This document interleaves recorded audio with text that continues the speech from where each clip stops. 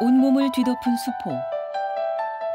피부 위에 띠 모양의 발진으로 그 모습을 드러낸 대상포진은 어느 날 예고 없이 찾아온다. 이게 통증이에 시도 때도 없이 막 그냥 막 찾아오니까 막 검상 괜찮았다고 검상 막 통증이 오면은 완전히 또 막 사람이 막 꼼짝도 못하고 막 진짜 막 애 낳는 것처럼 막 두 주먹을 치고 굉장히 그거 해. 신경에서 오는 통증이기 때문에 굉장히 째지는, 굉장히 찌르는 듯한 통증이 극심하고 말하시는 대로 저희가 통증을 척도로 매길 수는 없지만 그 어느 정도 비교선에서는 산통, 애 낳는 고통보다 더 심하다는 환자들이 꽤 많을 정도로 굉장히 통증이 중요합니다. 잠재된 수두 바이러스가 깨어나 당신의 신경을 위협하는 대상포진. 서두르지 않으면 무서운 후유증이 남는다. 소리 없는 무서운 불청객 대상포진. 지금 당신을 노리고 있다. 제가 얼마 전에요, 기사를 봤는데 7, 8, 9월에 유난히 대상포진 환자가 좀 많이 증가한다라는 기사를 본 적이 있습니다. 어떻습니까? 맞습니까? 예, 사실 원래 대상포진은 1년 내내 아주 산발적으로 발생하는 질환이라서 병원에는 항상 1년 내내 그 대상포진 환자들이 정기적으로 방문을 하게 됩니다. 네. 근데 저도 올 여름에는 그 더위 때문에 굉장히 고생을 했는데 그렇죠. 제가 피부로 느끼기에도 여름철에 대상포진 환자가 좀 많다 이렇게 느꼈는데 실제로 최근 어느 보고에 따르면 네. 기온이 높은 6월에서 9월까지 대상포진 환자가 많고 특히나 8월이 가장 연중 최고치였다고 합니다. 아무래도 여름에는 식욕도 떨어지고 체력도 떨어지고 여러 가지 피로를 많이 느끼게 되어서 면역력이 떨어지니까 이게 면역력이 떨어져서 생기는 대상포진이 발병률이 높아지는 게 아닌가 싶습니다. 그럼 일단 정의부터 좀 하고 넘어가죠. 대상포진은 이런 병이다라고 설명을 해주시면요.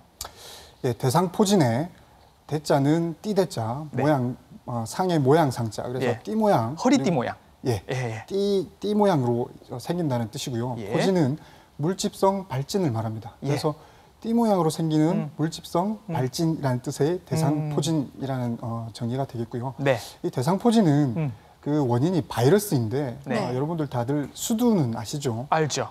어릴 때 앓는 그 수두를 일으키는 바이러스가 대상포진을 일으키는 바이러스랑 동일해서 이름이 수두 대상포진 바이러스입니다. 그래서 수두를 앓고 나면 이 바이러스들이 그 병을 일으키고 나서 아예 없어지는 것이 아니고 몸 안에 남게 됩니다. 그래서 우리 몸의 신경에 숨어 있다가 수년 내지는 수십 년간 아무 문제를 일으키지 않고 단순히 숨어 있습니다. 숨어 있다가 우리 몸이 허약해지는 면역이 떨어지는 상태가 되면 얘들이 다시 나오게 되어서 신경을 타고 나오게 되어서 신경적인 증상을 일으키게 되고 그 끝이 피부이니까 피부에 도달하면 또 피부에 발진을 일으키게 되는 병이기 때문에 신경 증상을 일으킨다는 것에서 다른 피부병하고는 차이가 있는 것이 되겠습니다. 신경을 타고 나온다고 말씀을 하셔서 그러면 우리 몸에 신경이 없는 데가 없잖아요. 그럼 온몸에 다 생길 수 있다는 뜻인가요?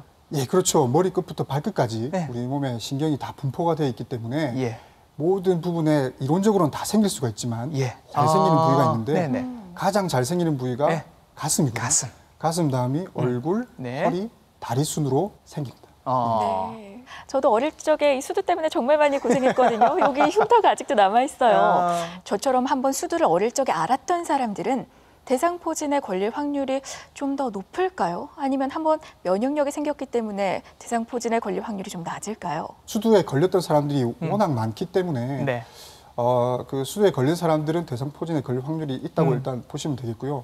근데 어릴 때 수두를 앓았다 이런 기억이 또 없는 사람들도 있어요. 근데 그렇다고 그럼 수두 바이러스가 우리 내 몸에 없으니까 안심해도 되겠다. 근데 그것도 아니거든요. 왜냐하면 수두가 경미하게 앓거나 또는 증상이 없이 그냥 지나가는 경우도 굉장히 많습니다. 그럴 수도 있군요. 특히나 요즘에는 이제 예방접종이 수두 예방접종은 기본 접종이기 때문에 태어나는 애들은 모두가 다 이런 예방접종을 하게 되는데 예방접종을 맞으면 이제 면역이 생기니까 수두 바이러스가 설령 몸 안에 들어온다 하더라도 그 면역성 때문에 증상을 일으키지는 않게 됩니다. 대신에 바이러스는 몸 안에 침투가 되어서 숨어 지내게 되는 거죠. 그래서 자기가 수두를 걸리지 않았다, 내지는 기억이 없다 하더라도 바이러스는 남아서 추후에 대상포진이 일어날 수는 있는 것입니다. 그리고 한 통계 자료에 따르면 우리나라 사람들을 대상으로 혈액 검사를 했는데 네. 93% 가까이 되는 환자들이 혈액 내에 수두 바이러스가 침투된 증거가 있다고 밝혀졌고요. 네. 미국을 비롯한 여러 나라들이 80% 이상, 10명 중에 8명 이상이 다 수두 바이러스가 체내에 있다라는 증거가 있다는 자료가 있습니다. 저 표를 보면 뭐 거의 전 세계 사람들이 다 거의 수두를 앓은 적이 있거나 혹은 상처가 있다라고 봐도 되겠군요. 그렇죠. 몸 안에는 거의 10명 중에 9명의 환자들은 몸 안에 그런 수두 바이러스, 대상포진 바이러스가 있다고 보시면 되겠습니다. 그러면 그 한 명, 10명 중에 9명 말고 그 한 명은 그럼 그 운이 좋은 거예요? 금수저 같은 건가요? 사실 금수저, 곱게 자란 사람들을 얘기하고 이렇게 얘기를 비유하지 않습니까? 네. 곱게 자란 게 좋은 것도 있지만 나쁜 게 바로 이거인 것 같은데요. 네. 우리의 면역이라는 거는 여러 가지 질환을 앓으면서 이제 발달을 하게 되는데 그렇죠. 곱게 자랄수록 병치를 하지 않으면 면역성이 오히려 떨어집니다.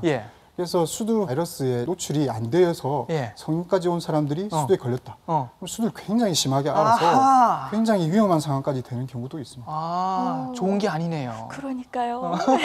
근데 대상포진이라는 말이 이게 한자어니까 옛날에도 있었어서 이런 이름이 붙었을까라는 생각이 들거든요. 어떻습니까? 새로 생긴 병입니까? 아니면 옛날부터 있던 병인가요? 한 역사 자료에 따르면 일본의 왕세자비가 아들을 낳지 못해가지고 아들에 대한 스트레스로 인해서 대상포진이 걸렸다라는 기록이 있을 정도로 옛날부터 있었다는 기록도 있는 병입니다. 네, 그렇군요. 아까 93%의 사람들이 걸릴 수 있다고 하니까 정말 사실 대부분의 사람들이 이 대상포진에 노출돼 있는 거잖아요. 네네.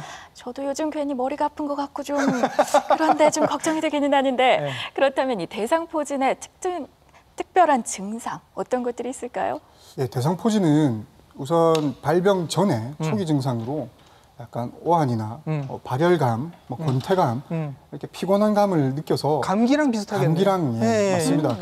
감기 몸살하고 비슷하게 오기 때문에 대부분의 환자들이 감기라고 생각하고 약국에서나 그냥 집에서 쉬면 되겠지, 아니면 약 사 먹으면 되겠지 하면서 진단을 놓치는 경우가 굉장히 많습니다.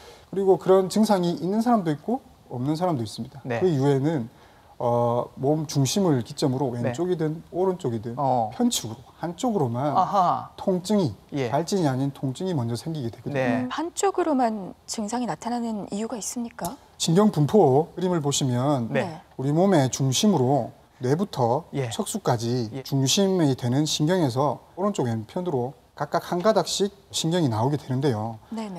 그래서 이 신경이 양쪽으로 나오기 때문에 대신에 이 대상포진 바이러스는 어느 한쪽에만 숨어 있다가 그쪽으로만 그 신경을 타고 퍼지기 때문에 왼쪽이든 오른쪽이든 한쪽으로만 나타나게 됩니다. 그래서 이 편측으로 한쪽으로만 생긴다는 그 특징이 대상포진의 아주 특징적인 증상이므로 양쪽으로 생기는 경우에는 사실 배제를 해도 되겠습니다. 유난히 내가 한쪽만 좀 더 아프다 싶으면은 이 대상포진을 의심해 볼 만한 충분한 근거가 되겠네요. 사실 의사들도 발진, 그러니까 물집이 생기기 전에는 통증만 가지고는 진단하기가 상당히 힘들거든요. 그래서 통증이 먼저 생기고 짧게는 3일, 길게는 10일 이 정도의 그 간격이 있습니다. 그래서 일주일 전후로 발진이 생기기 전까지 통증이 있기 때문에 통증이 있는 기간에 다른 엉뚱한 과를 찾게 되는 경우가 많아요. 그렇죠. 예를 들어서 얼굴이 아프다든지 그러면 신경과를 가서 두통 검사를 하게 되고 가슴이 아프면 심장이나 폐 쪽으로 검사를 하게 되는 거죠. 검사를 하다가 발진이 생기면 이거 대상포진이구나 해서 이제 알게 되는 경우가 있는데 그래서 신경증상이 먼저 나타나고 그 이후로 발진이 생기기 때문에 그런 과정을 잘 아셔야 될 것 같습니다. 얼굴, 가슴 이렇게 말씀을 해주셨는데 그게 많이 생기는 순서인가요? 어떻습니까? 신경 분포가 있는 부분에는 다 생길 수는 있지만 호발 부위라는 게 있습니다. 가장 흔하게 생기는 것이 가슴이고요. 그다음에 얼굴, 그다음 허리, 그다음에 다리 쪽입니다. 그래서 가슴은 이제 나이 드신 분들이 가슴 아프면 대부분 뭐 협심증, 심장이나 폐 이렇게 생각하지 않습니까? 근데 대상포진도 있다는 것을 꼭 기억하셔야 될 것 같습니다. 지난 여름에 정말 그 대상포진 앓으신 분들이 많으셨거든요. 교수님께 대상포진으로 찾아오신 분들은 어떤 분들이 많은가요? 사실 이제 위험성으로 따지자면 가장 위험 인자가 나이입니다. 나이. 이제 65세 이상이면 일반 사람들보다 5배 이상 그 발병률이 높다고 알려져 있고요. 사실 나이가 들면 사실 면역성이 떨어지거든요. 나이가 들면 들수록 면역성이 떨어지기 때문에 대상포진을 앓을 확률이 큰 거죠. 성별 보면 남자와 여자를 비교했을 때 여자들이 약 1.4배 정도 높다고 합니다. 여기 그래프를 보시면 네. 물론 젊은 세대에도 생기지만 50대 때 급격하게 증가되는 것을 알 수가 있고요. 네. 특히 이제 빨간색 그래프가 여성인데 여성들이 50대 이후로 굉장히 많다는 걸 알 수가 있죠. 사실 우리나라 대한민국 여성 하면 집안일이다, 뭐 육아다 굉장히 스트레스가 많지 않습니까? 그렇죠. 예. 그런 과다한 업무와 이런 스트레스 때문에 네. 면역성이 떨어지는 경우도 많고 특히 예. 50대 이상 폐경이 되면 또 면역성이 떨어지기 때문에 대상포진의 발병 확률이 높아지는 것이죠. 그렇군요. 네. 예. 그런데 최근에는요, 또 뭐 연령이나 성별에 상관없이 전반적으로 대상포진의 이 확률이 증가하고 있다고 들었습니다. 이거는 또 어떤 이유일까요? 전 젊은 사람들도 오는 거 봤어요. 네, 예. 저도요. 그렇죠. 물론 이제 위험 인자가 고령, 예. 나이가 더 많으신 분이나 뭐 여러 가지 질환으로 면역이 떨어지는 사람도 있을 수 있지만 요즘 세상에 스트레스 안 받는 분 있나요? 그러니까. 예, 스트레스가 날로 예. 날로 심해지는 것 같습니다. 네. 젊은 사람들이 많이 뭐 일한다, 뭐 입시다, 뭐 취직이다, 뭐 여러 가지 업무 스트레스, 예, 예. 그다음에 과음, 네. 굉장히 밤샘 작업 이런 것들이 많지 않습니까? 네, 네. 그럼 일시적으로 몸 컨디션이 다운, 그러니까 네. 면역력이 떨어지게 됩니다. 이럴 예. 때는 대상포진이 이제 발병할 확률이 높아지게 되고요. 실제로 최근에 환자들이 급격하게 늘고 있어요. 이것은 이 사회가 스트레스가 날로 늘고 있다는 네, 것의 반증인 것 같습니다. 자, 이렇게 해마다 꾸준히 늘고 있는 대상포진 환자. 지난해에만 66만여 명이 이 진단을 받았다고 하는데요. 자, 그렇다면 구체적인 사례를 통해서 이 대상포진에 대해서 좀 더 자세히 알아보도록 하겠습니다. 휠체어에 의지한 채 급히 병원을 찾은 72세 김병수 씨. 혼자서는 걷기도 힘들 뿐더러 진료대 위에 오르는데도 부축을 받아야 할 만큼 그의 상태는 꽤 심각하다. 바지를 걷어올리자 환부가 드러난다. 엎드려 보세요. 이 위에는 없으세요? 여기 엉덩이 엄청 있는 데 쪽에. 무릎 뒤 오금에서부터 발바닥에 이르기까지 울긋불긋한 수포가 마치 띠처럼 다리를 뒤덮고 있는 상황. 환자의 다리에 생기기 시작한 수포는 빠른 속도로 번져갔고 급기야 심한 통증으로 걸을 수조차 없는 상황이 됐다고 한다. 그나마 김병수 씨의 경우는 병원을 일찍 찾은 케이스. 물집이 생기고 나서 대부분 3일 안에 치료를 해야 좀 조기에 진압이 되거나 좀 치료 경과를 단축시킬 수 있는데 물집이 생겨도 그냥 뭐 단순한 습진이나 이런 걸로 알고 또 통증도 이제 나이가 있으신 분들은 뭐 관절통, 그냥 뭐 뻐근한 담 이런 걸로 생각하니까 그 파스를 붙이고 이렇게 하면 그 파스 붙인 자리에 물집 생겨서 아 파스 때문이구나 이렇게 해서 진단이 지연되거나 좀 경과가 된 후에 오시는 경우가 굉장히 많습니다. 대학병원의 한 병동. 혈액암 진단을 받고 항암 치료 중에 있는 67세 조정숙 씨는 치료 과정에서 면역력이 떨어져 대상포진 진단을 받았다. 그녀는 대상포진으로 인한 통증이 항암 치료 과정만큼이나 힘들고 고통스럽다고 이야기한다.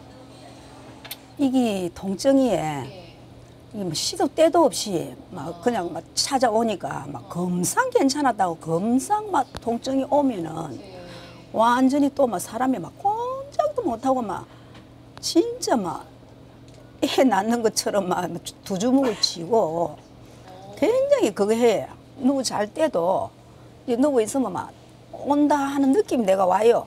막 얘가 막 이상하게 폭폭폭폭폭 찌르면서 막 이제 또 온다 싶은 때는 이제 막 또 막 다리하고 막 이렇게 꽉 옆에 사람 또 피해도 주고도 막 안 되고 이러니까 내가 막 입을 깨물고 두 손을 잡고 막 이래가지고 그걸 한다 아닙니까? 이게 독립이 아닙니다 이게. 이 약을 지금 이게 지금 이어서부터 이 덩더리 뒤까지 지금 다 바르고 있잖아요. 이건 안 오고 한쪽만 온다니 이래. 딱 이어서 반으로 등 반하고 그 이어서 딱 반으로 등까지 딱 반으로.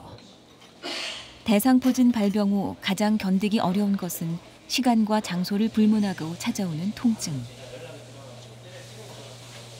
일상의 모든 생활이 불가능할 정도로 극심한 고통을 유발한다. 마치 수십 개의 바늘로 찌르는 듯한 통증. 이는 아이를 낳는 출산통을 능가한다고 했다. 예, 그러니까 이제 이래 하다 보면 통증이 오겠다 싶으면 느낌이 이래 오거든요. 아우 또 나 통증이 오겠구나 싶으면 막 그 뭐 벽에는 어디나 아무데나 이제 붙어 서가지고 그 통증을 이제 막 견디내야 되죠. 그 언제 침대까지 가가 들어 눕고 할 수가 있다. 왔다 하면 막 바로 막 오는 건데. 그녀를 철저히 지배하고 있는 대상포진의 고통. 그렇다면 조정숙 씨의 통증이 심해진 이유는 무엇일까? 안녕하세요. 예, 이쪽으로 좀 당겨오시죠. 통증이 그 전보다 심해지고 그러진 않으신 거죠? 예, 건드리면? 예, 건드리면. 오른쪽 배와 옆구리 그리고 등 뒤쪽으로 이어져 있는 수포 자국. 제가 오늘 지속적인 치료로 수포는 상당히 가라앉은 상태였지만 겁니다. 환부에서는 계속 진물이 생기고 있었다. 이 통증의 세기가 그대로 계속 가는 게 아니고 점차 좋아집니다. 왜냐하면 일단 우리가 약을 먹고 균 자체는 없어졌기 때문에 남은 이제 신경통이라 가지고 그 통증이 조절하는 게 그래 쉽지 않습니다. 암 치료 중에 이제 피부 그 우측 옆구리 쪽에 이제 병변이 생겨서 그 개인 병원 내지는 우리 병원에서 이제 한번 대상포진 진단을 받았는데 일반적으로는 먹는 약하고 뭐 치료를 하면 대부분 또 소멸되기 때문에 하는데 이제 환자가 약을 먹고 치료를 해도 이게 호전되는 기미가 없이 물집이 계속 생기고 통증이 계속 지속되어 가지고 결국 저한테 왔고 이게 이제 면역이 떨어진 상태다 보니까 다른 사람들에 비해서 또 좀 심하게 온 상태로 이렇게 물집도 굉장히 광범위하게 생기고 통증도 심한 상태로 아마 저한테 왔어요. 항암 치료로 급격히 저하된 면역력 때문에 엄습한 대상포진. 게다가 수시로 찾아오는 고통은 쉽사리 호전되지 않고 있는 상황이다. 결국 통증을 완화할 수 있는 레이저 시술을 받기로 한 조정숙 씨. 피부를 덮은 수포는 점차 나아지고 있지만 대상포진의 고통은 여전히 그녀를 사로잡고 있다. 대학병원을 찾은 또 다른 환자. 그 부분에 주사를 줬는데 공사 현장에서 일하고 있다는 환자는 수포로 인한 피부 발진이 심해져 병원을 찾게 됐다고 한다. 근데 앞쪽이 더 많이 아프시대요. 수포가 생겼던 흔적은 점차 사라지고 있지만 통증은 여전한 상황. 이게 이제 후유증이거든요. 치료가 다 되고 나서 남은 게 이제 우리가 막 전쟁 치르고 나서 막 폐허가 돼 있는 거 건물도 새로 짓고 막 이래 다 해야 되는데 그 기간이 신경은 오래 걸리니까 그 회복 기간 중에 이제 편하고자 이렇게 치료를 하는 거라. 아 이거 막 좀 나사지었는데 통증이 그대로라 지금. 그대로예요. 예, 그대로라. 일단 상처는 지금 대상포진 자체는 피부 병변 다 나았는데 후유증으로 흉터가 남아 있고 이제 그 후유증에 제일 큰 게 대상포진 후 신경통이거든요. 그래서 아직 신경이 우리 몸에서 회복 속도가 느리다 보니까 손상된 신경이 회복되는 과정에서 아직 통증이 남아 있고 그 통증은 사람에 따라서 차이가 있지만 심한 정도에 따라서는 몇 개월, 몇 년까지 가는 사람도 있습니다. 수포로 인한 피부 발진은 거의 다 치료된 상황. 하지만 여전히 남아있는 대상포진의 고통은 발병 시기 초기와 별반 달라지지 않았다고 했다. 보다 더 빠른 처치가 있었다면 상황은 이와 같지 않았을 것이다. 천문에 붉은 점이 생기더만은 자고 나니까 물집이 생기대. 근데 그 병원 안 가고 약국에서 약을 사다 먹었지. 어디가 아프다고 말씀하시죠? 근데 그 물집 생기는 약을 염증 약을 사다 먹어 약국에서 병원 안 가고 그 약 사다 먹고 하루 종일 자고 나니까 확 번지는 기라. 아, 약을 먹었는데. 예. 그리고 확 번져가지고 병원에 바로 갔지 병원에. 초창기는 안 아프더라고요. 근데 이제 딱지 다 떨어지고 하는데 아프기 시작하다니까 지금. 처음엔 안 아프더만은 한 2-3주 지나니까 아프기 시작한다니까 지금. 칼로 도리는 것 같아. 칼로 도리는 것 같아. 칼로 도리는 것 같다고 칼로. 우리 몸의 신경이 지나가는 곳에 합병증을 일으키는 대상포진. 무엇보다 빠른 치료가 필요하다. 어떤 분께서는 칼로 도려내는 것 같다라고 표현을 하셨죠. 너무 고통스러워하니까 이게 얼마나 심각한 질환인지 다시 한번 생각해 보게 됩니다. 굉장히 아파하시는 것 같고 제가 마음이 좀 불편합니다. 제가 뵌 환자분들 중에서는 또 표현하시기를 불에 댄 것처럼 아프다라고 말씀을 하시거든요. 어떻게 표현을 하십니까, 다들? 사실 이제 대상포진이 가장 큰 문제가 통증인데 통증은 사실 주관적인 거라서 사실 척도 어느 정도다 이런 거를 이제 수치화할 수는 없거든요. 그렇겠죠. 근데 이제 말씀하신 것처럼 우리가 통증의 가장 최고의 통증은 화상이라고 합니다. 말씀하신 것처럼 화상으로 인한 그 아픈 게 가장 최고조인데 그 다음 통증으로 얘기할 만큼 대상포진이 그리고 그다음에 산고, 산통, 그러니까 애를 낳는 고통보다 더 힘들다. 이런 식으로 굉장히 심하게 그다음에 칼로 도려내는 것 같다. 바늘을 쿡쿡 쑤신다. 굉장히 아주 다양하기도 극단적인 하고, 표현으로 많이 표현을 하시죠.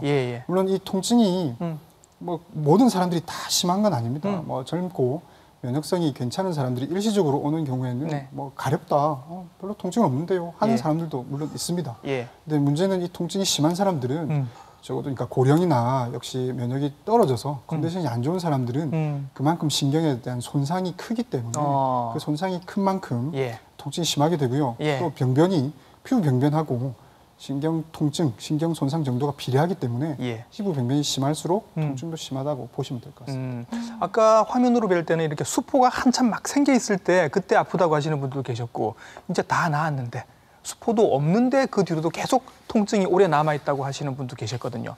통증이 어떻게 양상이 달라집니까? 우선 통증이 발진이 생기기 전 일주일 전쯤에 먼저 생겨서 발진이 생기고 나서도 계속 지속이 되는데 발진은 대부분 2주에서 한 4주 정도 되면 좋아지죠. 물론 뭐 피부 자체의 뭐 합병증, 뭐 흉터라든지 뭐 2차 감염들도 있지만 하여튼 피부는 어느 정도 컨트롤이 되고 나서도 통증은 수개월에서 또는 수년, 뭐 수십 년 가는 사람들도 제가 봤습니다. 그래서 이 통증이 심한 것뿐만 아니라 굉장히 오래 가기 때문에 이것이 문제가 되고요. 뭐 애 낳는 고통, 그다음에 수술 받아서 피부를 짠 고통 이런 거 뭐 굉장히 심하다고 얘기하는데 그것보다 뭐 급성기 통증은 훨씬 심하다고 얘기하시는 분들도 있고 또 이게 오래 가서 만성 통증이 된 경우에도 뭐 암 환자들이나 여러 가지 퇴행성 관절염, 류마티스 관절염으로 관절염도 굉장히 아픈 병인데 그것보다 더 아프다고 하시는 그런 분들도 있습니다. 저는 이 대상포진이 산통보다 더 아프다 이 사실이 정말 놀라운데요. 그런데 아까 사례에서 봤듯이 발병한 지 이틀밖에 안 됐는데 갑자기 걸음을 못 걸으실 정도로 아팠단 말이에요. 어떻게 대상포진이 진행되기 때문에 이렇게 급격히 빠르게 진행이 되는 거죠? 사실 이제 대상포진이 진행되는 속도는 환자의 상태, 그다음에 치료 시기가 이제 중요한데요. 아까 보셨던 분들이 이제 급격하게 진행되는 분들이 대부분 이제 고령이세요. 나이가 많으신 분들, 그다음에 무슨 기저질환이나 뭐 항암제 같은 이렇게 면역 억제제 같은 걸 먹으면 면역이 떨어지면 그만큼 바이러스가 나와서 활동하는데 우리 면역이 잡아주질 못하기 때문에 그만큼 이제 바이러스의 영향력이 커지게 되는 거죠. 그래서 손상도 심하게 주고 그만큼 통증이 굉장히 심하게 되는 겁니다. 그러니까 면역력이 낮으신 분들은 대상포진에 쉽게 걸리기도 할 뿐만 아니라 진행 속도도 빨라지는군요. 빠르고 심하게 오는 거죠. 그러니까 그래서 이제 면역성이 어느 정도 있는 사람들은 치료를 하면서 그 면역성이 좀 어느 정도 잡아주니까 치료 효과도 좋은데 면역성이 하여튼 떨어진 사람들은 그만큼 진행도 빠르고 심하게 오고 합병증 생길 가능성도 크다는 거죠. 치료 시기도 중요합니다. 치료를 빨리 해야 되는데 이 병이 진단이 그리 쉽지 않아요. 일반 사람들이. 그래서 진단이 늦어지면 그만큼 바이러스가 손상시키는 시간을 벌어주는 거기 때문에 치료 시기가 늦으면 그만큼 이제 증상도 심하게 오는 거죠. TV닥터에서 뇌졸중 소개를 해드릴 때 뇌졸중 뇌경색 골든타임을 잡아라라는 제목으로 보도해드린 적이 있었습니다. 그때 골든타임이 3시간이었거든요. 근데 대상포진은 피부에 나오는 병인데 피부에 생기는 병인데도 골든타임이 있다고요? 대상포진 자체의 원인이 바이러스지 않습니까? 바이러스가 우리 몸에 이제 신경과 피부를 이제 손상시키는데 최대한 빨리 잡아야 손상을 시키기 전에 미리 잡아야 되는 그 시간을 우리가 이제 3일로 잡는 거죠. 그래서 3일 안에 치료를 하면 이제 신경 손상이라든지 피부 손상을 좀 최소화시킬 수 있고, 그러니까 손상되기 전에 좀 바이러스를 활동성을 억제시킬 수 있어서 저희들이 3일 안에 치료하는 것을 권장하고 있는데 만약에 이 시기를 놓쳤다. 그러면 그만큼 신경과 피부 손상이 가속화가 되기 때문에 합병증 생길 확률도 크고 관리하기도 힘들고 증상도 심하고 이렇게 되는 거라서 3일 내에 치료하는 것을 저희가 가장 중요시하는 점 중에 하나예요. 그렇군요. 네. 그런데 3일이면은 사실 긴 것 같긴 하지만 어떻게 보면 참 짧은 시간이잖아요. 그렇죠. 그러니까 그런데 이 3일이라는 시간을 못 지켜서 고생을 하시는 분이 많다는 얘기죠. 그래서 골든타임이 있는 거 아니겠습니까? 놓치시면 어떻게 되는 거죠? 계속 오랫동안 만성 통증을 겪는 사람들의 환자들 보셨는데 그 병변이 이제 대상포진 후 신경통입니다. 저희들이 피부나 다른 장기들은 손상을 받으면 재생을 하고 어느 정도 낫지 않습니까? 그런데 이 신경은 한번 손상받으면 회복이 굉장히 느립니다. 예를 들어서 우리가 머리를 다쳤거나 그러니까 뇌를 다쳤거나 척수, 허리를 다치면 거의 뭐 불능이라고 하는 말을 쓰는 것처럼 우리 몸에서 신경 조직은 굉장히 회복이 느리거나 회복이 안 될 수도 있는 거죠. 그래서 대상포진으로 해서 신경이 손상이 된 것을 방치하고 있고 그게 오래되면 그만큼 손상 정도가 커지고 그 손상을 회복시키는 데 시간이 많이 걸리는 겁니다. 그래서 회복되는 동안에 그 통증이 지속되게 되고 그것이 심지어는 몇십 년, 수십 년을 가게끔 만드는 요소가 되는 거죠. 이 골든타임을 이렇게 놓치신다는 얘기는 그러면 그동안에 다른 병인 줄 알고 계속 다른 치료를 하거나 아니면 아예 그냥 무시하실 수 있다는 얘기인 거죠. 통증이 먼저 오니까 그 앞에 또 감기 증상 이게 오지 않습니까? 그래서 이거 또 감기가 걸렸나? 그리고 나이 드신 분들은 뭐 여러 가지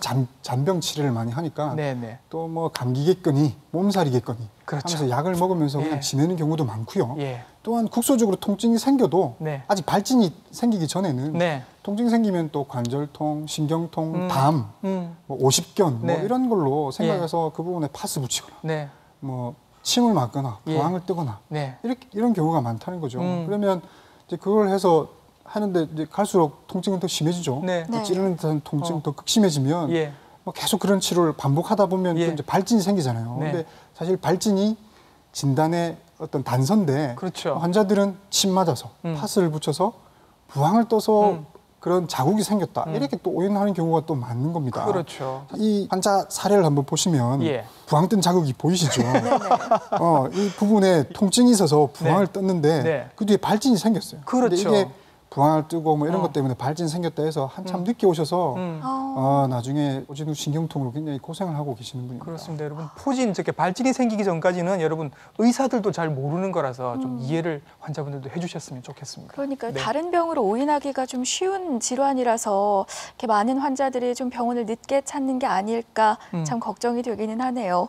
환자들이 너무 고통스러워하니까 그 고통이라도 조금 덜어주고 싶다 이런 마음이 들었는데요. 그러니까 이야기를 들어보니까 이 신경 손상이 가장 큰 문제이고 또 이거의 치료가 참 필요할 것 같습니다.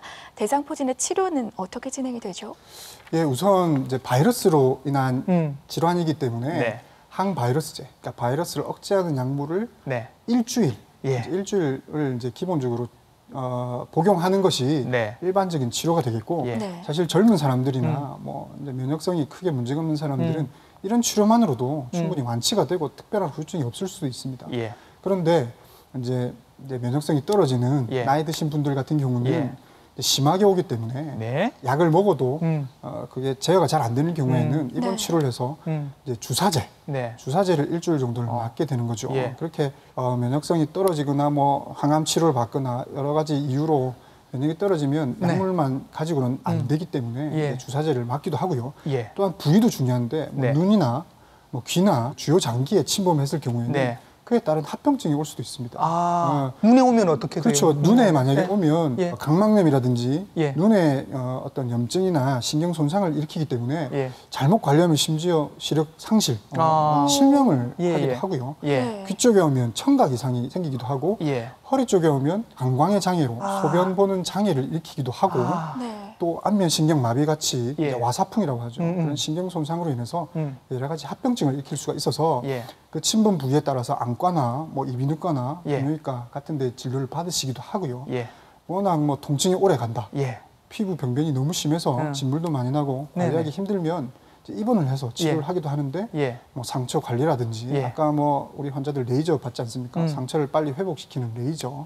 그다음에 통증이 너무 심하면 심지어 마약성 진통제. 우리 뭐 암 환자들한테나 쓴다는 그 마약성 진통제까지도 쓰게 되는 경우에 이르게 됩니다. 네. 어떻게 일단 입원을 하신다고 생각을 해야 될까요? 어떻게 하는 게 좋을까요? 사실 입원하는 환자들보다 안 하는 환자들이 훨씬 많습니다. 대부분 이제 요즘에는 또 조금만 뭐 이상이 있으면 좀 빨리 환자들이 오는 경향이 있어요. 그래서 뭐 진단이 빨리 되고 또한 대부분은 약물 치료로도 조절이 가능한데 몸 컨디션이 안 좋으신 분들이 이제 진행이 빠르고 심하게 오기 때문에 아 이분은 입원해서 치료하는 게 훨씬 좋겠다라고 이제 판단하에 입원을 시키게 되는 거죠. 제 친구들 보면은 아무래도 이제 20대 여성이다 보니까 통증이나 뭐 치료는 좀 빨리가 됐는데 이 흉터가 남아서 그것 때문에 또 오랫동안 고생을 하더라고요. 맞습니다. 그 관리를 잘 못하면 물집 자체가 흉터를 일으키게끔 심하게 생기는 경우는 잘 없지만 그걸 손을 뭐 댄다든지 아니면 2차 감염이 된다든지 그런 관리를 잘못함으로 인해서 흉터가 남게 되고 특히나 이제 두 번째로 흔한 데가 이제 얼굴이거든요. 얼굴에 만약에 왔다. 흉터가 남으면 이거는 이제 안 되지. 통증도 통증이지만 흉터로 굉장히 뭐 오랜 기간 이제 고통을 받게 되는 거죠. 자, 치료를 잘 받으셨어요. 그러면 재발될 가능성은 없는 건가요? 예, 일단 뭐 치료를 잘 받으면 완치도 가능하고 또한 이 대상포진이 앓으면 또 면역이 어느 정도 생깁니다. 그래서 다행히도 대상포진은 재발을 잘 하지 않습니다. 따로 뭐 치료를 하거나 뭐 예방접종 생각을 굳이 안 하셔도 되는데 이제 문제는 이제 면역성이 떨어진 이제 나이가 많으시거나 면역성이 떨어져서 이제 대상포진이 걸려도 이에 대한 면역이 생기지 않은 사람들은 또 재발할 확률은 있기는 하지만 일반적으로는 재발은 잘 하지 않습니다. 그렇군요. 그나마 또 제가 듣기로 다행스러운 게요. 이 대상포진도 예방접종이 있다고 들었습니다. 그렇죠. 어떻습니까? 그러니까 어릴 때는 요즘은 그 나이 드실수록 점점 예방접종을 받아야 되는 게 많아졌어요. 뭐 폐렴 예방접종, 독감 예방접종, 이제 대상포진까지 예방접종 얘기가 나오고 있습니다. 이거 맞으면은 대상포진 걱정은 전혀 안 해도 될까요? 그럴까요? 그랬으면 좋겠는데요. 일단은 대상포진 백신 예방접종은 사실 최근에 개발된 거고요. 50세 이상. 그러니까 50세 이상이면 맞는 것을 권장하고 있고 여러 가지 위험 인자가 있으면 또 맞으면 좋다고 합니다. 여기 표를 보시면요. 50세 이상, 그다음에 60세 사이에는 백신의 효과가 70%. 그러니까 10명 중에 7명은 예방이 된다고 하고요. 대신에 나이가 들수록 그 예방 효과는 약간 떨어지게 됩니다. 그래서 70세 이상은 사실은 반도 안 되는 거죠. 그러네요. 그래서 만약에 예방접종을 맞겠다면 50세에서 60세 사이가 가장 적당하다고 볼 수가 있고요. 그다음에 이 표를 보시면 이 위쪽이 면역력입니다. 나이가 처음에 수두를 앓고 나면 이제 면역이 생겨서 몇십 년 가는 거죠. 몇십 년 가다가 점점 떨어져서 이제 한 50대쯤 되면 이제 면역력이 떨어져서 대상포진이 일으키게 되는데 이때 예방접종을 맞으면 다시 면역을 올리기 때문에 대상포진의 발병을 감소하기도 하고 발병한다 하더라도 그 증상이 경하거나 합병증이 발생할 확률을 이제 떨어뜨리게 되는 거죠. 100% 막을 수 있는 건 아닌데 맞으면 좋고 맞는다고 하면 50대 초반에 맞는 게 좋다. 네, 맞습니다. 한 번만 맞으면 되는 건가요? 지금까지는 이제 최신 백신이라 뭐 2번, 3번 맞는 거에 대한 연구가 없어서 그런데 지금까지는 한 번 맞는 것을 권장하고 있습니다. 저 같은 경우는 어떤가요? 저는 사실 오늘 방송 끝나고 바로 가서 맞으려고 했는데 아니 50대 미만 효과가 없습니까?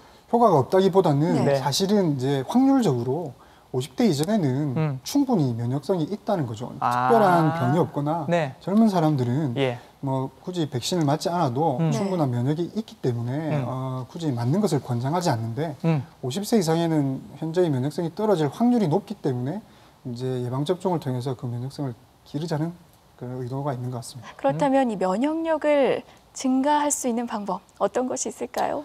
사실 많은 환자들이 그런 질문을 많이 합니다. 뭐 어떤 음식이 좋으냐, 뭐 어떤 뭐 명약이 있느냐. 사실 그런 게 있으면 저부터 챙겨 먹고 싶은데요.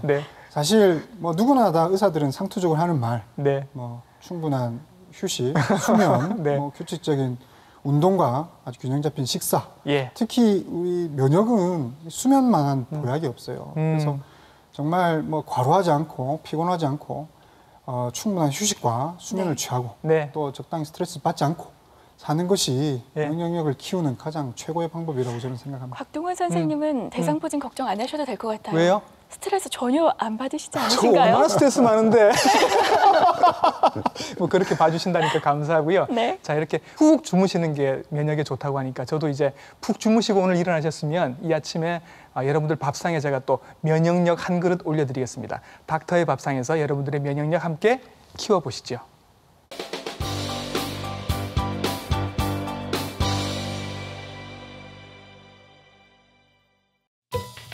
닥터의 밥상. 면역력을 키우는 데 좋다는 오늘의 요리는 두충 오리백숙입니다. 먼저 주 재료를 살펴봐야겠죠? 이게 두충, 메인.